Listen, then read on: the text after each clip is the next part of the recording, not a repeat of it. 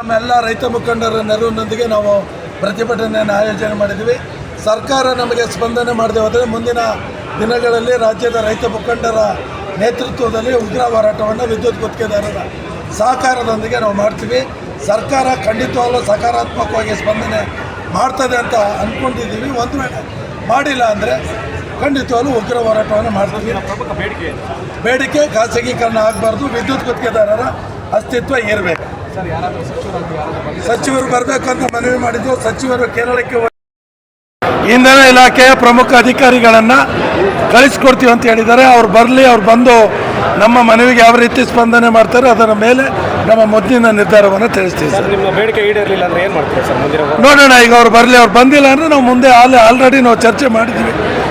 ರಾಜ್ಯ ಮಟ್ಟದಲ್ಲಿ ಪ್ರತಿ ಜಿಲ್ಲೆ ತಾಲೂಕುಗಳಲ್ಲಿ ಹೈವೇ ಬಂದ್ ಮಾಡೋದು, ನಮ್ಮೆಲ್ಲ ಸಂಘಟನೆಗಳು ದೊಡ್ಡ ಹೋರಾಟವನ್ನು ಮಾಡ್ತೀವಿ. ಎಷ್ಟು ಜನ ಭಾಗಿಯಾಗಿದ್ದಾರೆ ಸರ್? ಈಗ ಸುಮಾರು ಒಂದು 7,000 ರಿಂದ 8,000 ಜನ ನಮ್ಮ ಗುತ್ತಿಗೆದಾರರು.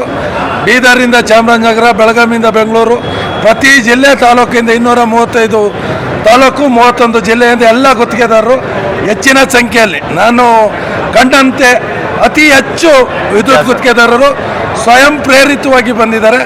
ಅವರ ಒಂದು ಪ್ರೋತ್ಸಾಹವನ್ನೇ ನಮಗೆ ಬೆಂಬಲವಾಗಿ ಹೋರಾಟಕ್ಕೆ ಒಂದು ಸ್ಫೂರ್ತಿಯನ್ನು ತುಂಬಿದ್ದಾರೆ ಸರ್. ರಮೇಶ್, ರಾಜ್ಯಾಧ್ಯಕ್ಷರು, KSLC ಬೆಂಗಳೂರು. ಧನ್ಯವಾದಗಳು.